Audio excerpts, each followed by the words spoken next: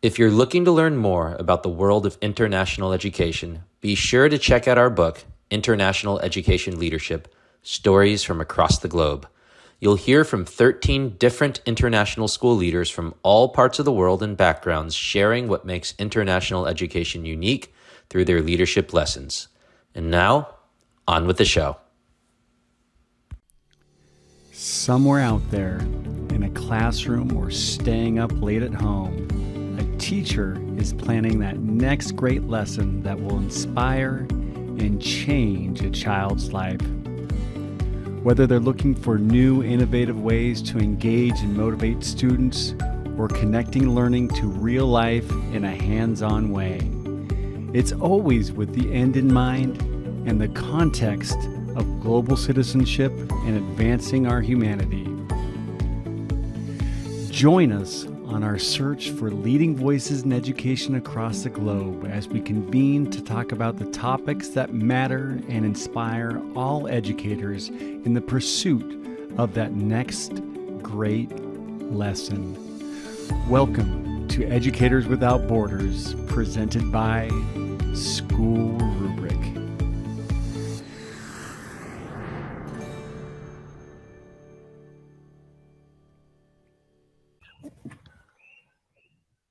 Greetings, everyone, and welcome to another episode of Educators Without Borders, where we convene voices in education from across the world to examine important issues facing our communities and schools from a global perspective. Today, we're here to talk about international school retention, and we're hopeful that you've come here as a result of watching our previous panel and episode on international school recruitment. In that panel, we talked about some of the challenges in bringing in teachers from different countries, from schools all over the world, as well as some solutions for helping both teachers and schools find that right fit. But now that we have some ideas about how to bring some outstanding educators to our international schools, we now need to also discuss how we can keep them and how we can retain some of the best ones in our school. There's definitely a need for teacher talent in lots of international schools, and the sector is expanding rapidly. There's new international schools that are opening every single day.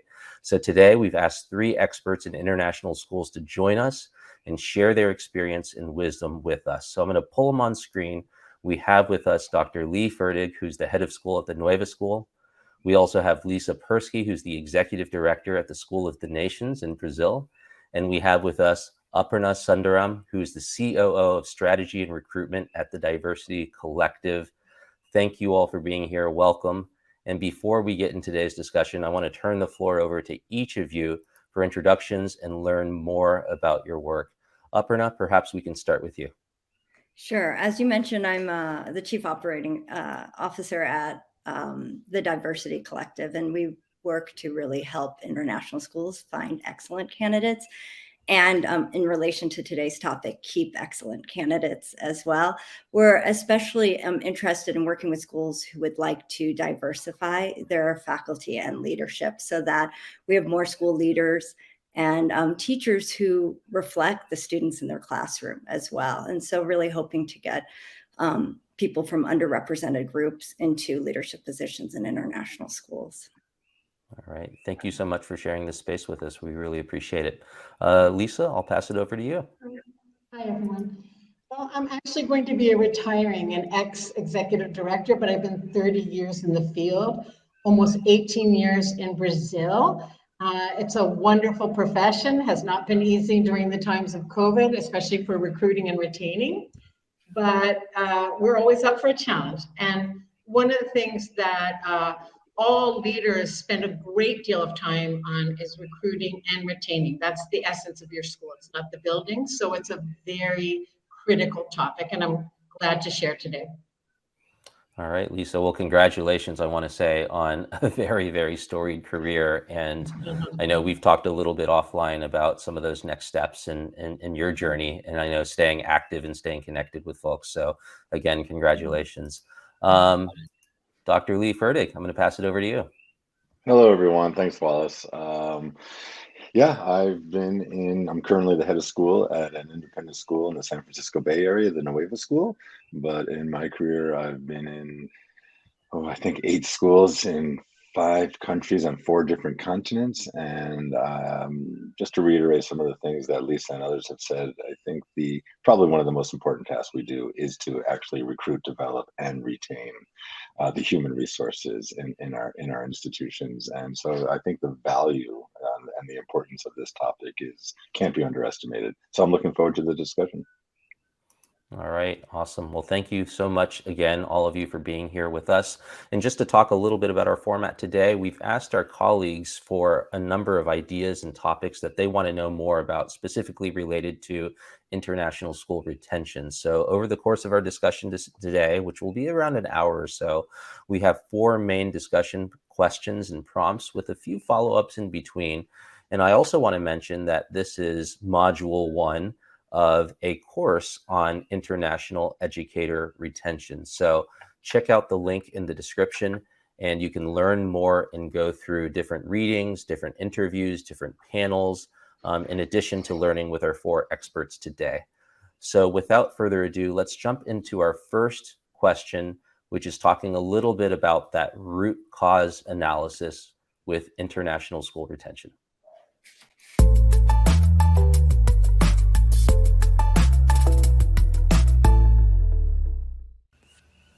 Studies have found that turnover at international schools averages around 20%, meaning that 1 in 5 teachers leave each year, although some schools have reported turnover as high as 60% in the study. From a more empirical perspective, what do you believe are the reasons that cause international school teachers to decide to transition out of their current roles? All right. So this is a pretty big question, asking a little bit about understanding the why and what's happening first. I will put the link in the chat or the link in the description of the video, but let me just open up the floor. What do you believe are some of the reasons that cause international school teachers to decide to transition? If you'd like, Wallace, I can start. Please. I think it's important to I think what's really important is that there are numerous reasons. And I think sometimes school communities just latch onto one that might be particularly salient at a particular time, which is fine, but we need to realize that there's diversity in the reasons themselves. I think depending on context and moment in time, those reasons include looking for a new adventure in another international setting, family reasons, that people want to be closer to those that they love, or they want to, they need to be with extended family in another part of the world, especially in the last 2 years. I think people have reevaluated priorities. I think people want to go to graduate school. They want to continue their education.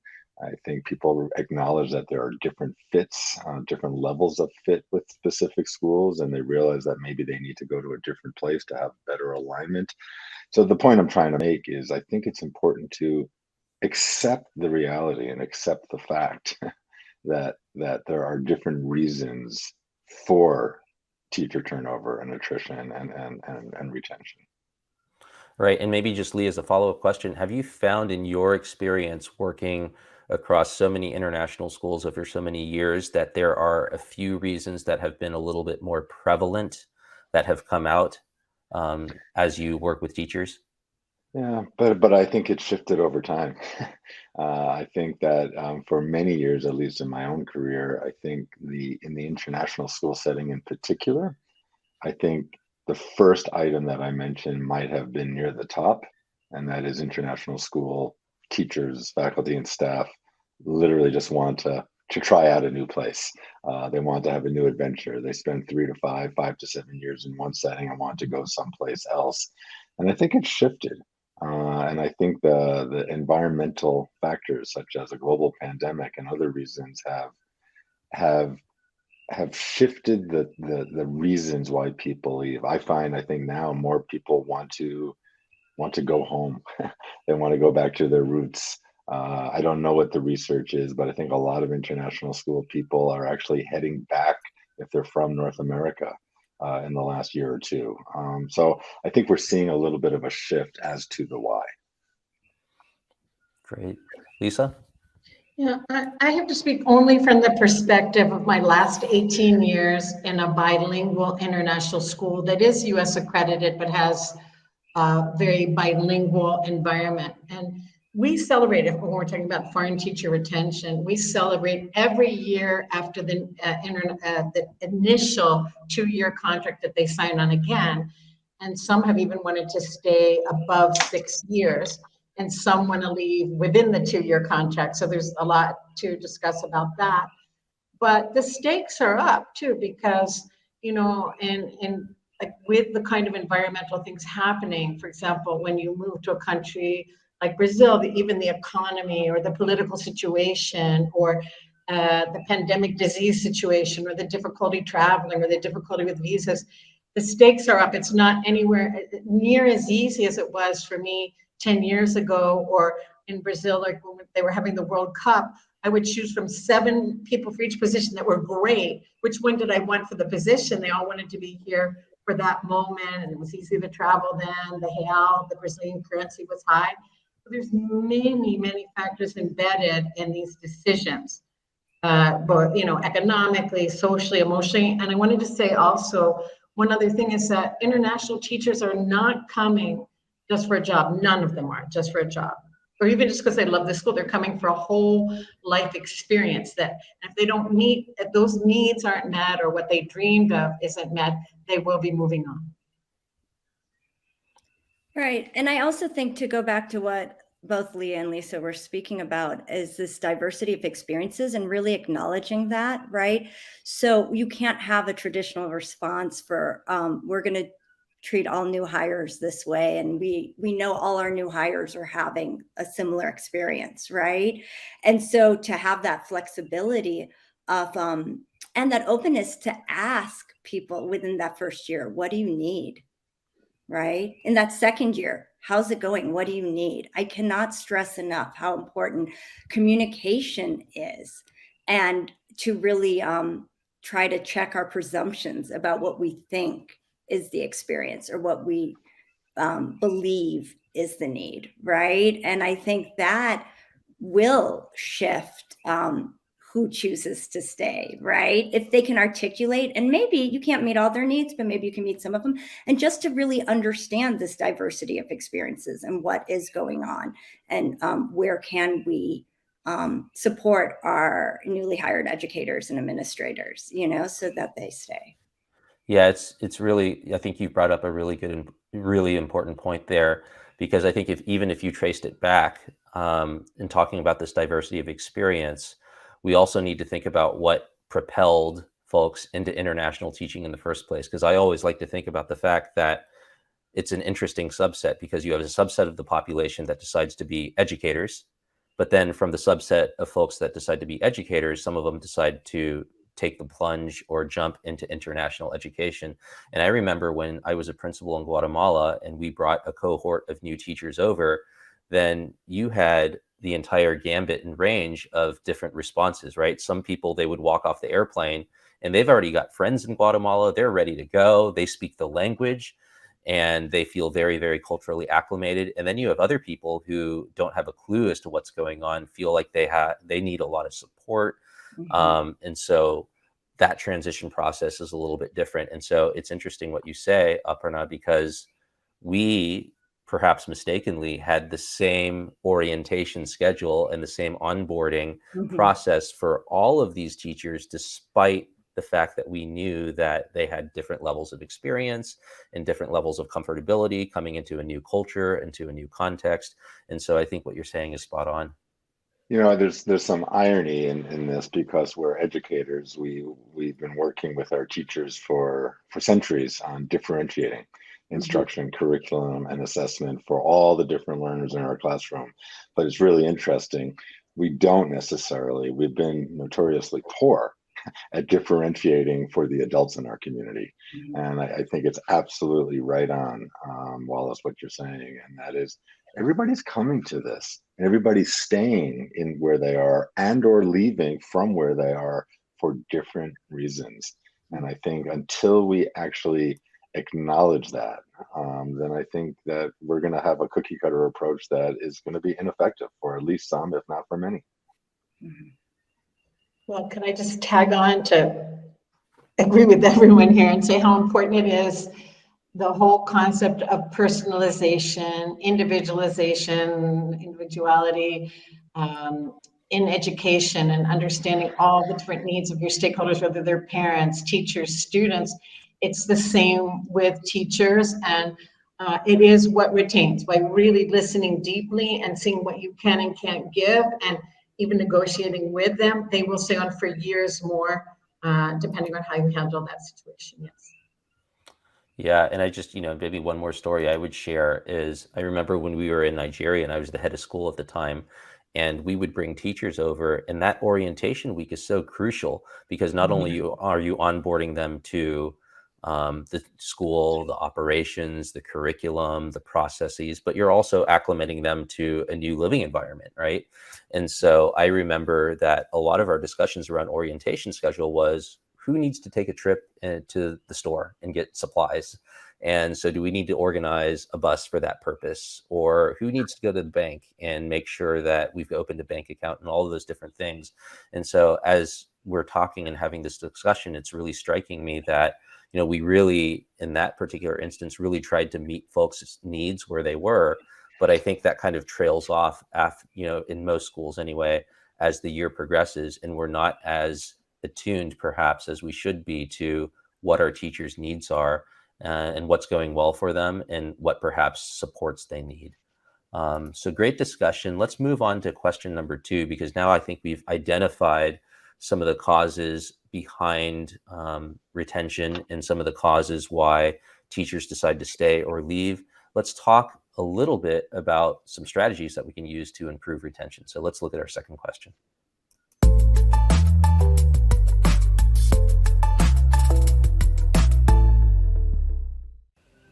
Several reasons surrounding international school educator turnover can be attributed to involuntary factors, such as an unexpected family situation back in an expatriate staff member's home country. However, a number of factors can be traced to factors in which school leaders can influence. What are some examples of things school leaders can and should do to improve retention in international schools? All right, so here's the second one, talking a little bit about voluntary versus involuntary and things that are under our control. Open the floor up, and who wants to start? I actually was thinking a lot about this issue for a meeting, and I was thinking if there was like one concept I would emphasize most for me, is that you really, from the time you're searching for the candidate, interviewing the candidate, and seeing if you make the match, it's so important, the level of authenticity both ways, and to guarantee a match is being made, not to have the candidates selling themselves to you or you selling yourselves to them, but ensuring that there's a really good match and basis, because it is a form of mini marriage. And your happiness is based on your expectations being met both ways, and your expectations being met mutually. And so it's so important to paint out in a nice way, even what some of the shortcomings of your school might be, what you don't have as much as what you have, weave it all into the conversation. So it's a very aware and conscious choice when the person's onboarding. I found that when we do that, the candidates really respect that we're telling the truth, and I can confirm, yes, you were very, very truthful in the interview about all aspects, sort of negative and positive. I appreciate that. That's built trust in me. And those are the candidates that tend to stay on long term, because they already, in the interviewing and onboarding process, have built a trust with you. You've had like an excellent level of honest communication and authenticity. I've also spent a fair amount of time thinking about this. One of the things I think schools across the board, international, independent in the United States, can work on is supported mentorship. And by that, I mean not tacking on the word or the role mentor to an already overextended colleague, but actually tapping people who have the specific skills set and interest in being a mentor, right? And then providing that person the time release so that they can mentor, right? And whether that's cultural mentorship for the school culture or the culture we're living in, curriculum mentorship, right? But having that person, I think sometimes when you're a new person in a new school, you need to prove yourself, right? They hired me, they took a risk on me. I have to show them that everything is great and I'm capable and able, and you are capable and able, but who's your person in that community? And a school saying, here's your person, and that person saying, I want to be your person, right? It's not because I'm department chair and I need to be your person, but I want to be your person, right? I think that can really shift the experience of newly hired administrators and educators, and also improve retention. Another thing I think that I'd really like to see international schools consider, and some are already doing it, and so I don't mean they aren't, but is the use of affinity spaces, right? And we talk a lot about affinity spaces for our students, but haven't really embraced it, I think, again, for the adults in our community. And I think that makes a big difference, right? When I'm given a space where I can speak from the I experience and be with people similar to who I am, who are having a shared experience as a member of the LGBTQ plus community in Brazil, right? Or as a person of color in this predominantly white institution, or as a single mom, or as an expat who's lived for 20 years abroad, whatever it is. But if you're willing to create those spaces for the people in your community, you're showing them that you're willing to put the money and time and space so that people are feeling supported.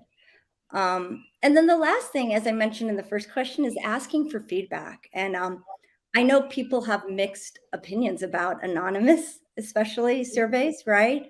But we, again, as a learning community, value feedback so much for our students, right?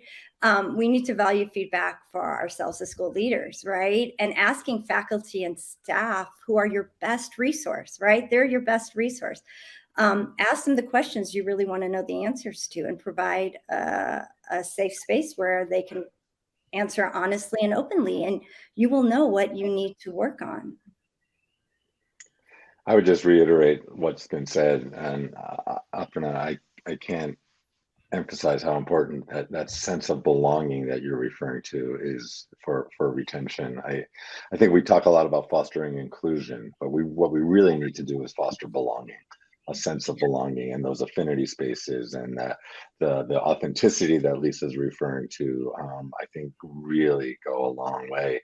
I have just 4 items that kind of overlap what has already been said. Number one, I think schools do need to think about salary and benefits. It is not the first on the list potentially for teacher retention, but I think it's the transparency and the clarity that's associated with the school system that goes a long way, and that authenticity that Lisa's referring to. I think a second issue is just always striving to develop a culture in which professional capacity is enhanced. And as you know, Wallace, I recently wrote a chapter in a book about this, about how do we enhance professional capacity. And I'm a big believer in making sure that teachers co-create what I call a growth and accountability framework for them, where they hold themselves accountable for their own professional learning and improvement. That's a retainer. That's something that anchors them there, because they feel like they are owning and co-owning collective and individual improvement. I think related to that, number 3, leadership opportunities, and it doesn't have to be principal or division head or associate head of school. There's lots of middle level leadership positions in schools, whether they be department heads or maybe temporary finite middle level leadership positions for specific projects. I think that also brings people into the core fabric of what the school is trying to do. And maybe the most important thing, the last one, it's referring to what Aparna was referring to earlier, and that is, people always do exit interviews literally weeks before somebody leaves an institution. Why not do stay interviews? Why not ask people, what is it that is enabling them to stay? And I would really emphasize asking those that may be more vulnerable to departing. So maybe it is faculty and staff of color, maybe it's women in STEM related fields, whatever it might be. What is it that the school is doing or could do that lengthens or fosters you to stay and feel a sense of belonging? And I think engaging in stay interviews is actually really, really powerful.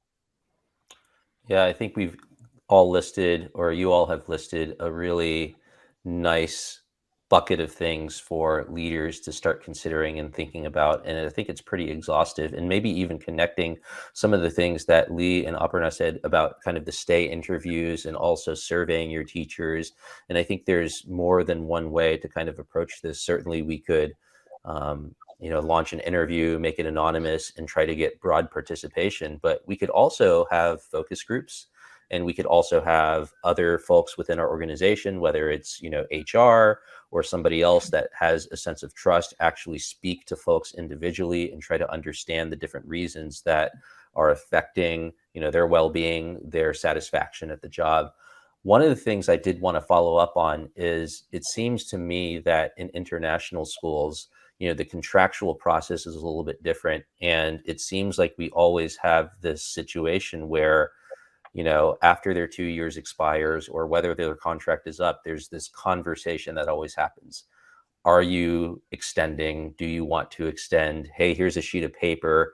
Tell me if you're coming back or not. Check yes, check no. And it seems like every single year that deadline moves up. I remember 10 years ago when I was a teacher, it was very loose, and it was tell us after the break.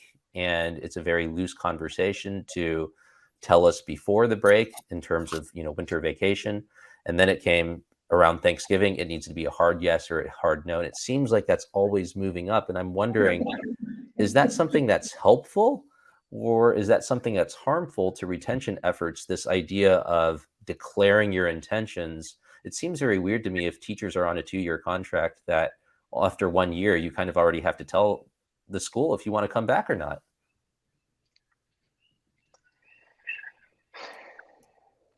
Any thoughts? Okay, Wallace, I have lots of thoughts about that. One of the problems, again, is our environment, our international context. I can speak of the context of Brazil, where it can take 6 to 8 months to clinch down the visa, and a very complex and belabored process. And so the earlier we can start, the better. So it's the only way to guarantee. And then it'll come up probably later, but there's a shrinking pool of candidates. So the actual work of international recruitment, there's still plenty of teachers, but the quality we want, the profile of resilience, flexibility, maybe you've already had some prior international experience. It takes months to find everyone that you need. But teachers would prefer to have the opportunity to have more months. But it's something that, a school director, at least in our case, we have to put the school first to make sure that we're staffing and we're getting the best possible teachers. So sometimes we build in a little, like, okay, we're asking you to sign out. If you need a little more time, we're trying to stretch it out a little. That's all we can do. I think, Wallace, I think those contract extension conversations can help and can harm retention efforts. And I think it's really how you do them and how the school approaches them.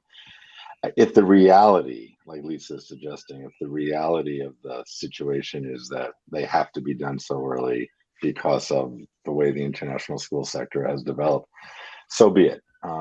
But I think a school can go out of its way early on and say, we are so excited to already think about having you come back next year because we believe you're an amazing fit for this school, and here are the cultural aspects associated with that. Or in a case or two, maybe you don't send that letter because it's not a great fit. But I think if you approach it as, we're so excited to have you continue to grow with us in the coming years, I think potentially it can help.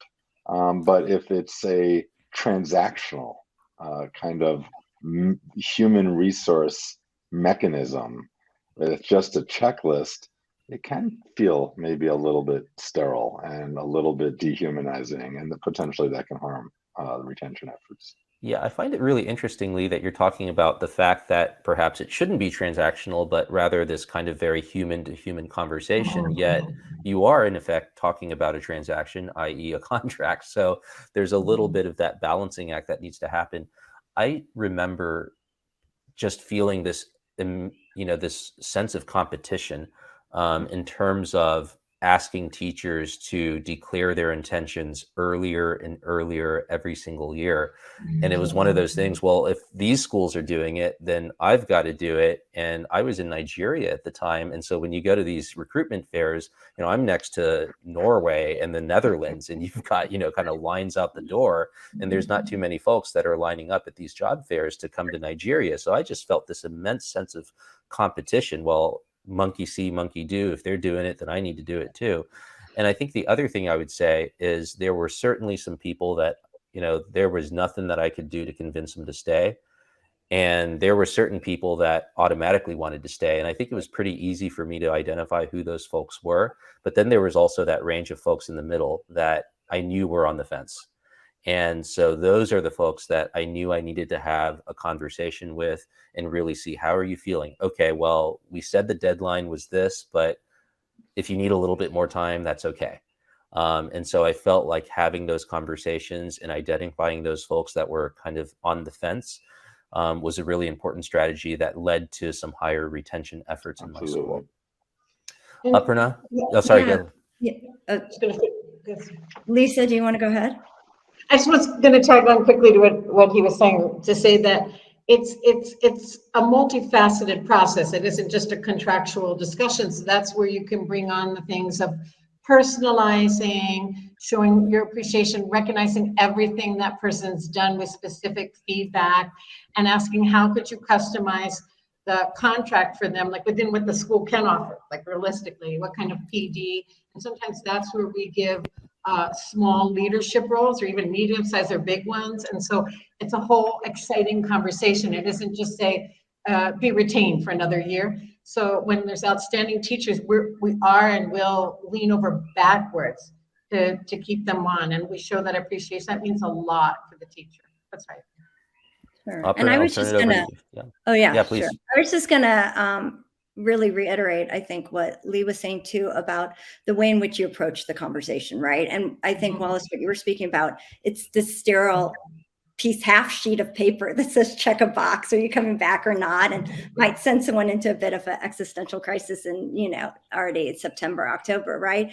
Versus a conversation, right? Of let us know where are you leaning? Why are you leaning that way, right? That invites them. But I also think sometimes because of the urgency of just wanting to know where people stand, it's like, well, check, yes, great. No, if you're thinking about not coming back, please sign up to meet with so-and-so to have that discussion.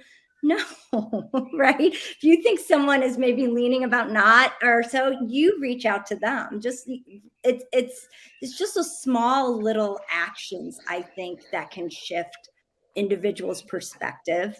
And if you do want them to stay, right, make them think about another year or two, right?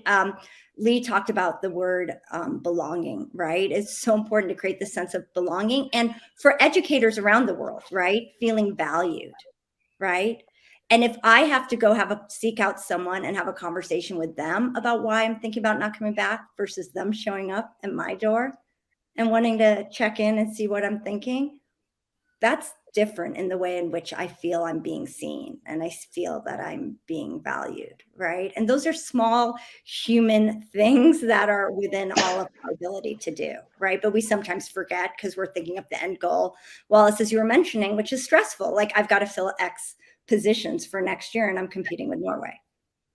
And I, if I may, I just need to round this out with one final detail, and I'm not intentionally trying to be provocative, but I think it's on everybody's mind and it just needs to be said. And that is, there may be a couple of a very small number of cases each year where there's not a good fit between individual and school. And I think it's important when we talk about retention efforts that we're talking about really striving as hard as we can to retain those that do fit our school. And that's typically the majority, more often than not.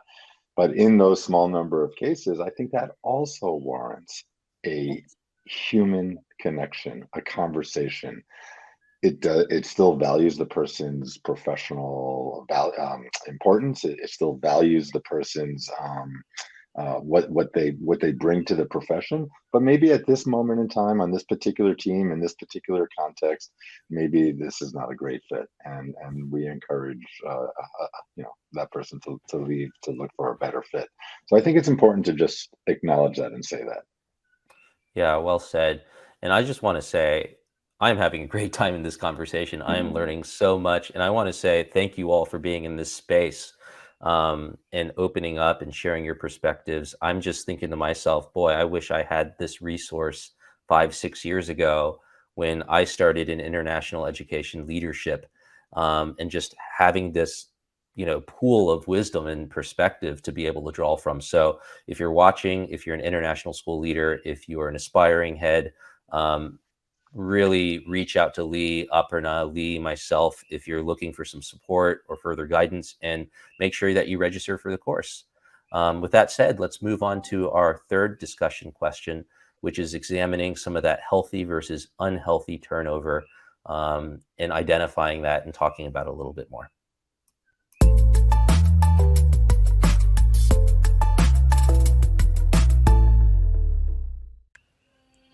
In international schools that employ expatriate staff, there is likely a certain expectation that these types of staff members will at some point transition to another international school or return to their home country.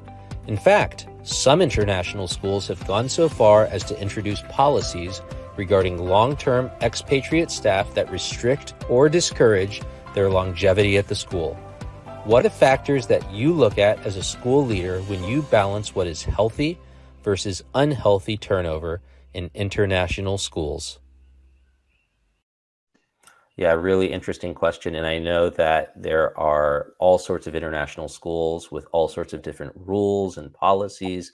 I'll just share a really quick story. When my very first leadership position, I was a elementary school principal in Guatemala, and one of my teachers had been there for a very, very long time and had married a Guatemalan man.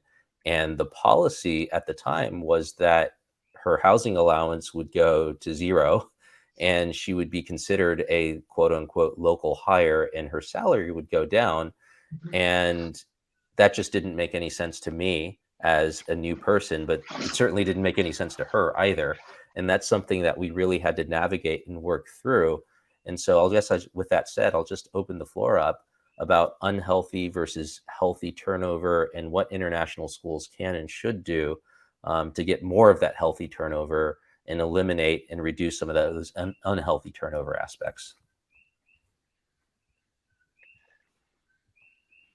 I think each context needs to define what's healthy and what's unhealthy. And I know that sounds like an answer that just gets us out of making a decision here, but I do believe that it goes back to that diversity of experience. It goes back to that need to differentiate recruitment, development, and retention for our faculty and staff in our schools. 3 schools come to mind that I've worked in, Wallace. One of them, we had a 7-year rule based on what you're saying. Another one went up to 10 to 12 because we really wanted to hold on to people longer. Because it was important for that school that we reduce the amount of expat teacher turnover for a variety of reasons.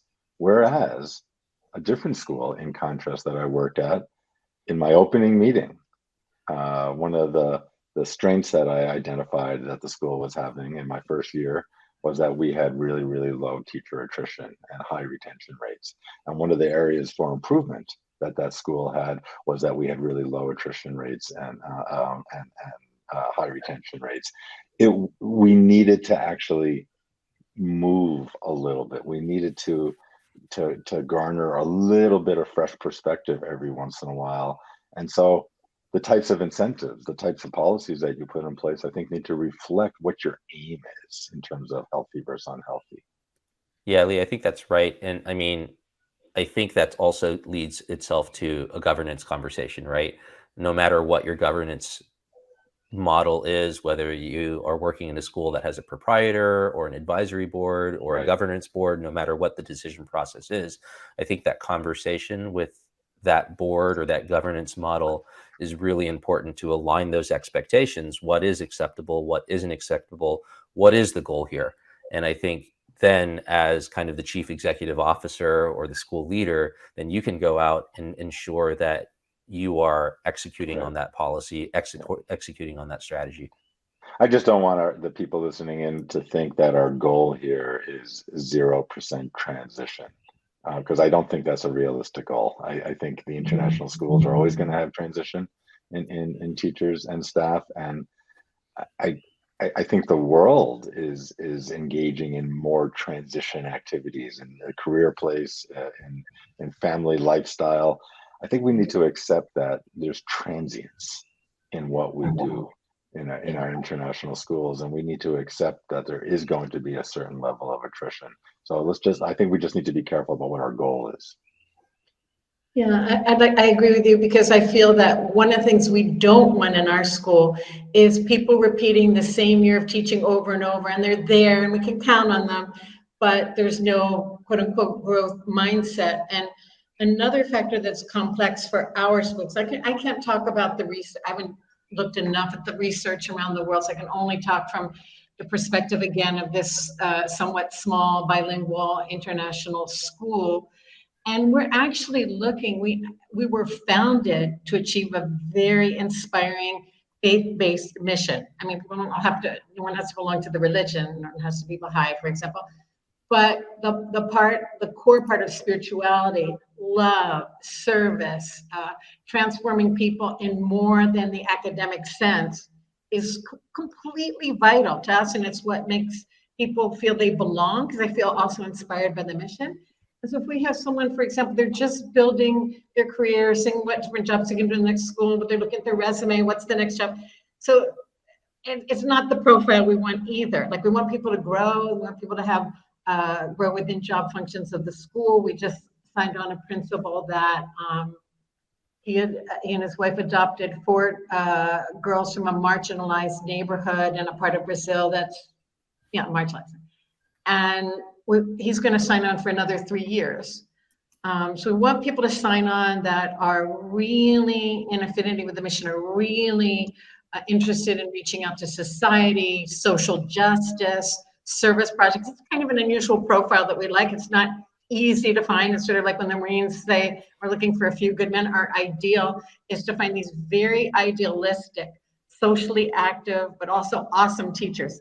Big order, but we keep looking. And so as people show that they're really not interested in service so much and just want to get the basic job, and we also try to start letting them go gradually. Aparna, any thoughts? Well, I was just thinking about how having had a foot in the international school world and the U.S. independent school world, how different they are. When you have a job at an independent school, you often don't leave it. And that was very new to me, right? When I entered an independent school and my colleagues had been there 12, 13, 14 years and were planning to retire there, right? And within, let's say, 4 independent schools, there might be 1 job opening, right, in humanities. When I was so used to just counting on job openings in international schools, because that's part of it, right? And it was making, when I was listening to Lee, it was just making me think again that there are also benefits, right, to having new people come in, new experiences come in. It doesn't mean you can't be at a place for 15 or 20 years and be innovative, but it's also interesting when people have had a breadth of experience and taught, in maybe a smaller international school, lived in this big city over here. But those experiences as well coming into your school are really rewarding for the colleagues, for the students, right, for the families. And so, again, I think what Lee was saying, I mean, it's really individual for school of what are we looking for, but not to devalue turnover as well, because it can be really enriching for a community as well. Yeah, what I found really challenging is thinking about healthy and unhealthy and voluntary and involuntary is we really tried to, at some point, monitor and document the reasons why different teachers would be leaving so that we could form this information base about what was happening at the school and so that we could learn from it.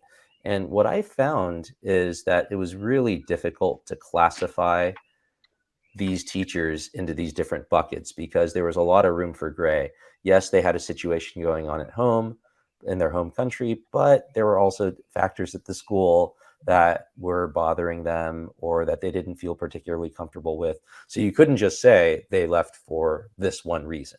And so that's what I always found was really challenging. And then thinking about, well, is it healthy turnover or is it unhealthy turnover? And then kind of oxygenating the market. I think it also has a lot to do with your leadership, because I think, obviously you need to have certain policies, procedures, a certain institutional memory in there. But then if your leaders are leaving, if a core part of your teaching staff is transitioning out each year, then you're going to start losing that institutional knowledge. And that just doesn't make a lot of sense. And then you're going to have to kind of start over. And that, I think that's the last thing that you want to do as a school leader, to have to start over different things because you're bringing on new staff because so many are leaving. And we also need to think about the profession as a whole, right? So I think it's, if I have really good teachers leave a school, and it makes me sad, and I don't want them to leave, but I know that they're going to give their gift to another school someplace, or they're going to take on maybe the beginning leadership position in another school. At least I am comforted. At least I am happy that they are continuing to feed this wonderful, noble profession that we call teaching. So yes, it's sad for me as the head of a particular school, but what I really don't like is when they leave the profession if they're gifted teachers. That makes me really sad, and I think that's particularly unhealthy, because then who we are and what we do is taking a hit that we shouldn't have to take. Yeah, your conversation or your comment there, Lee, is making me think, because there are teachers that I've interacted with that have had really open communicative discussions with me about their professional aspirations. And, we've had conversations, we've talked, we've aligned our goals, I've learned more about them. And then at some point, they've been honest and transparent with me. And they've said, I'm looking for another opportunity. Hey, could I list you as a reference? Could I get some advice? Could I get some, thoughts on this new position? And in many cases, I've kind of coached them through that process, and they've gotten that new leadership position or that new position that they were looking for. And I couldn't be any happier for them. But then you also have some situations where teachers don't feel comfortable speaking to you or leadership, and they kind of clandestinely and secretively look for a position, and then it becomes a surprise. And so I think as a leader, we need to look in the mirror and we need to ask ourselves, well, why did that happen? Why did we not, engender a culture of trust where those conversations could be happening and they felt comfortable in sharing that with me? Right. Because I, even if they moved on, I could have been able to assist them, coach them, help them. And maybe I need to be looking at my leadership practices as well. All right. Well, great conversation. I think we are getting close to the end, and I've got one more question or one more prompt, and then we'll kind of close out, talking a little bit about the recruitment agencies and their role and responsibility. So let's take a look at question number 4.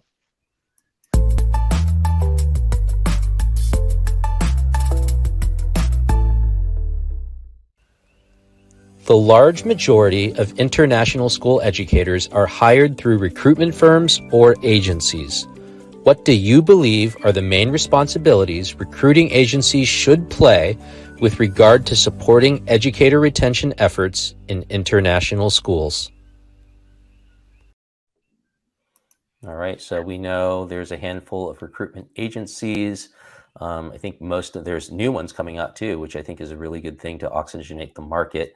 Who would like to start us off? Well, of course, I'm excited to hear what Lisa and Lee have to say about this. So I don't know, but I could start. We're one of the newer agencies, right? And we did create we created this agency because we felt that there was a need, right, to really make sure exceptional educators weren't being overlooked because of maybe some outdated recruiting practices. But I think our job isn't only to help schools think critically about how they recruit, but also how they retain. And I think that is different from the day that we were formed. We imagined partnering with schools and with candidates to help them stay at that excellent school if they're happy, and to get those schools to keep these excellent candidates, right, that we've now helped them find. So we think, again, it goes back, I think we might be circling back to that first question again, about asking, what do you need? How's it going, right? And having these conversations. And I do think there's a bit of mentoring that needs to be done for international schools about how to check in with them to see how they feel about how they're retaining the teachers they're retaining. And specifically, I think when teachers come from underrepresented groups, that's an additional challenge, right? And so how are you supporting, providing, acknowledging, and how can we help you keep growing this representation, right? So you get a critical mass and it becomes easier to recruit these individuals that you're really excited about hiring. I'd like to jump in here and say, as an older director, we won't go into how old, and I remember the days when directors would say, like, pride themselves on, I only hire someone if I met them in person. If I have to fly to another country to meet them in person, I meet them in person and I hire them. And now it's like meeting someone in person would be the greatest luxury, like especially from Brazil and the flights, and sometimes airports are closed. I mean, meeting a person just seems like a dream. And so the relationship of we use like 4 different agencies. The relationship with agencies is it's been total. I mean, like total dependency, almost interdependency. And so I have to say I'm extremely grateful for the services they provide. Of course, with some ideas of things that could be improved, but I find too that it might even help too to have psychology courses on interviews, because sometimes you aren't going to meet the person in person. We can get some rich contextual clues, could go out and eat together, watch them interact with other people. You don't get all those contextual clues. So I think it might be good, whoever can develop psychology courses for interviews. But what I do find for the agencies, and what I do really appreciate, and we read through them carefully, is when a candidate is able to get up to 4 to 8 confidential references, and you read through and try to find all the trends and the data about them, all the comments. And that's extremely helpful to have that in one site, extremely helpful. And so I'm very appreciative of what the agencies have done. And then because we haven't had fairs, we need lemonade from the lemons. Like, so then you have to have the excuse that, okay, we can't make a decision from just an online fair. We're gonna have to have several interviews before, after, during. And so I find candidates are more apt to understand it's going to be a process with up to even 4 interviews before you're hired. I think actually in some ways you make better decisions. You're not under a time pressure. Lee, any thoughts on your end? I'm really intrigued by and encouraged by Aparna's comments earlier, because I think these agencies have done an absolutely phenomenal job helping international schools recruit. And their whole business model for years and years has been anchored in that recruitment process.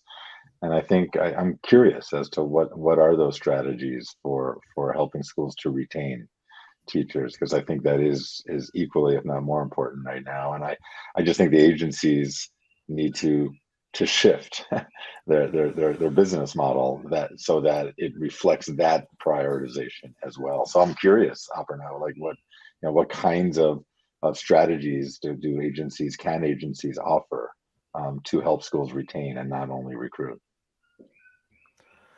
Yeah, it's interestingly that you're bringing it up, because I've always kind of wondered that, because I think the model for most international school recruiting agencies that I'm aware of is that they're paid, there's obviously a membership fee that's paid by both the school and the candidate. But I think the majority of the revenue that comes in is when a new teacher or a new staff member is placed. Exactly. And so in my view, that seems to encourage more turnover. Exactly. And that doesn't seem to make a lot of sense to me. So I do think that it's very helpful when new kind of startup organizations come into the ecosystem with a bit of a different idea to challenge some of these other more legacy international school recruitment firms and agencies. And so maybe they start making some changes. One of the things that I will say also is I'd like to see international school agencies do a little bit more research and share that with folks, whether that's doing some more polling about retention and recruitment and sharing those statistics with us, whether it's maybe monitoring a little bit more about the demographics of international school leaders and teachers and sharing that with folks. I think that information could be really helpful for schools then to adjust their policies in consultation with their boards.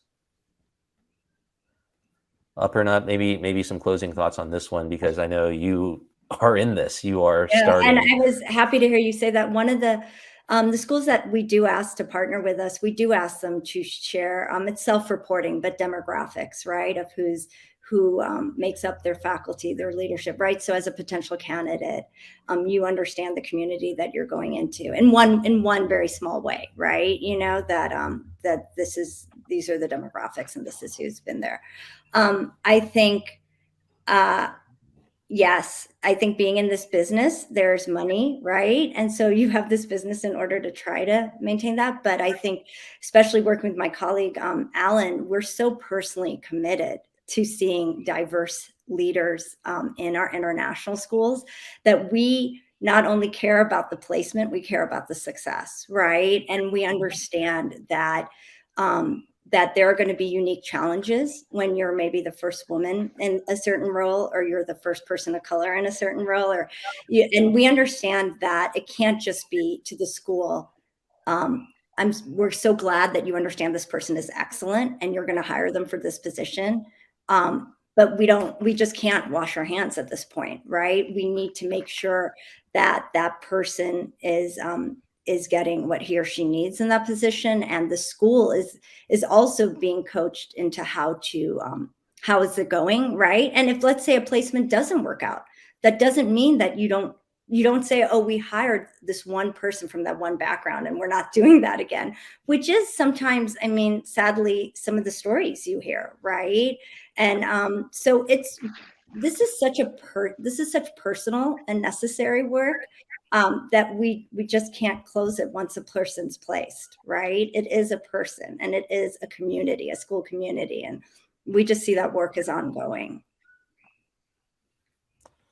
All right. Well, thank you all for sharing your thoughts. And as we're kind of wrapping up, it's great to have the perspectives of school leaders such as Lee, Aparna, and Lisa. But we also want to acknowledge part of this process means that we're also hearing from teachers. And we're hearing from them and their perspectives. And so one of the other parts of this course that we're trying to get together is a panel of teachers to ask their thoughts on teacher retention and educator retention. So one of the questions I'd like to pose to this group in order to kind of pay it forward is, if you had a panel of teachers and they were talking about retention, what's one question that you would pose to that group to try to elicit some more responses and gain some more understanding? And maybe we'll start with Lee and then go to Aparna and then Lisa. My question, I think, would be, what has been the most professionally rewarding experience you've had that's led to a true sense of belonging where you wanted to stay? Great question. Aparna? What is the one question you wished someone at your school had asked you during your first year that would have influenced your decision to stay? All right. Lisa? Yeah, and I would ask, what kind of support would you most want to be able to stay on? What kind of support? Okay, all good questions. So hopefully we'll be able to incorporate some of those questions in our panel for our teachers that is coming up. And before we go, maybe a shameless plug, since I do have Lee and Lisa with us, we wrote a book together. And Lee, I think, mentioned that earlier in our conversation. It's called International School Leadership: Stories from Across the Globe. It's a great book where we are gathering perspectives from international school leaders from all across the globe. Lisa and Lee each contributed a chapter. Tell us a little bit more about it, maybe Lee and Lisa, from your perspective and some of the stories that you're sharing in this book. Lisa, would you like to start? Sure. I was so honored in the end, and first of all, to be invited with this a group of professionals I admire so much. And telling stories is such a good way to encapsulate our individual experience over 20, 30 years. I love the idea of the stories. I love that we started off with a story. And it was just a pleasure to do the writing. It was a pleasure to be in the group. And I just love the whole focus of the book. It's marvelous. So I hope people will purchase it. And I think the book really, it addresses many key features of international schooling and education. And I like Lisa. I think the notion of personal reflection anchored in stories is very, very powerful. Vignettes and case studies and narratives and reflection on all of those things.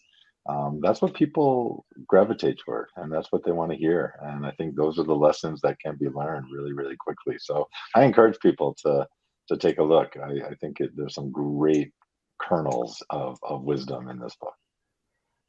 Awesome. So I want to thank you guys again for being part of the book, and hope if you're watching that you consider picking it up. It's available on Amazon. You can pick it up, and I think it's as Lee and Lisa have shared, it's storytelling, and it's kind of sharing a little bit more about this wacky world of international education, but more importantly, leadership lessons within those stories. So we really tried to think about a framework of leadership and what are the hallmarks of successful leadership, but then asking a really diverse pool of international school leaders from very, very different backgrounds to share their experiences in the book. So thank you. So as we close out today, just the final question: how can folks connect with you? Because it's been a great conversation, and there may be some viewers here that are interested in connecting with each of you to learn a little bit more. And then as you kind of share that information, what last piece of advice or words of wisdom would you have for leaders out there regarding international school retention? So perhaps we can again start with Lee, pass it off to Aparna, and then conclude with Lisa. I can always be reached via Twitter, LinkedIn, or my current professional setting at the Nueva School, Fertig at nuevaschool.org. And I think your second question, Wallace, was what kind of general lesson do I have for people? Lessons, tips. What last piece of advice might you share? I would just go back to what we've talked about today, and that is stay authentic, be transparent. I talk about the TLC of leadership and education, and it's the transparency, the learning, and the clarity that is associated with everything that we do as leaders and teachers and educators. All right, thank you, Lee. Aparna? Sure. I too can be reached at LinkedIn or at Aparna, my name, at thediversitycollective.org. And as far as, I think this has been a great discussion. I think we've really unpacked quite a bit. Again, I think valuing the feedback from the people within your community and thinking critically about how do we get the most authentic and honest feedback so that we can keep growing as an institution and retaining fantastic educators. All right, thank you. And then Lisa, I'm going to turn it over to you as you ride off into the sunset. Okay, well, into a new profession. Okay, I'm going to keep kicking there. I can be reached on LinkedIn best. I have a personal website with my name, lisa.perskie. And my advice is to have a truly passionate and heartfelt mission and vision for your life and your work and your job, so you can kind of make your environments match. And otherwise, it goes fast. So I think it's one of the most important things. All right. So again, I want to thank you all for being here, and I want to thank all of the users or the viewers for tuning in And whether you are a teacher looking to learn more about leadership and international school retention, whether you are a leader looking to learn more about the topic, I hope this has been useful for you. And at the end of the day, helpful for students, because that's what we're all here for. We're here so that we can place great educators with great students so they can learn at their best. So again, make sure that you subscribe to us at SchoolRubric. Check out the course in the description below.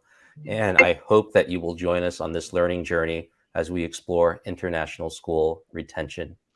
Thanks again. Thank you.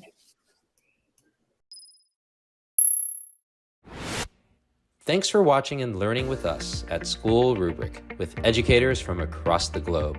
For more access to articles, magazines, podcasts, live episodes, our international school directory, courses, and more, visit us at schoolrubric.org. Thank you.